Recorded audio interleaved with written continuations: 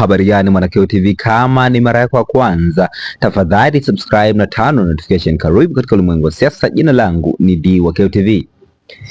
Yeriko Nyerere amegusia jambo kuhusiana na makatazo mbalimbali ya baraza la wanawake Chadema. Tunafahamu kwamba baraza la wanawake Chadema limeazimia kufanya maadhimisho ya wanawake kupitia katika mkoa wa Mara, wilaya ya Msoma, pale ambapo wanawake Chadema wanaadhimisha siku ya wanawake kwa pamoja, lakini makatazo yamekuwa ni mengi kwelikweli kutoka kwa jeshi la polisi.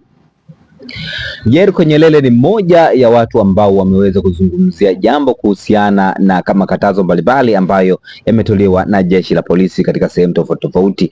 Yeriko Nyerere kwanza kabisa ameweka barua hapo ya diocese wa Msoma, lakini pia na chapisho la Nipashe hapo, ambapo Nipashe walisema hivi: BAWACHA wazuiwa kutumia uwanja wa Matumaini siku ya wanawake. Lakini chapisho, picha ya pili ambayo ampatanisha Yeriko Nyerere ni barua hiyo ambayo imetolewa na diocese wa Msoma, ambapo diocese wa Msoma alisema hivi: yahusu sitisho la kutumia viwanja vya Matumaini katika vijana. Rejea mada tajwa hapo juu.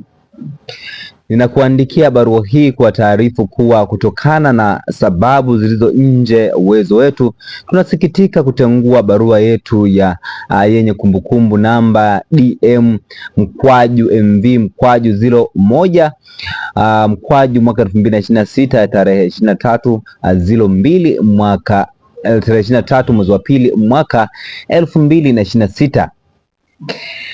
Hii ni kufuatia sintofahamu iliyopo katika kati yetu na jeshi la polisi Tanzania, ambapo sisi hatuwezi kuingilia kati kwa namna yoyote ile. Niwatakie kila laheri. Niwatakie kila laheri katika utumishi. Imetolewa na Padre Michael Nyamhanga, mkurugenzi wa kituo. Hiyo ni barua ambayo imetolewa na kanisa, lakini pia akishirikiana na OCD wa Msoma, ambapo na yeye pia amehusika moja kwa moja katika kutoa taarifa hiyo. Sasa nataka nikusomee hichi ambacho Yeriko Nyerere ameandika katika sehemu ya caption. Amesema, tuishi humu kwa kuheshimu sheria za nchi. Tukiendelea na dharau amri za mahakama, tutajikuta Moi au mochwari.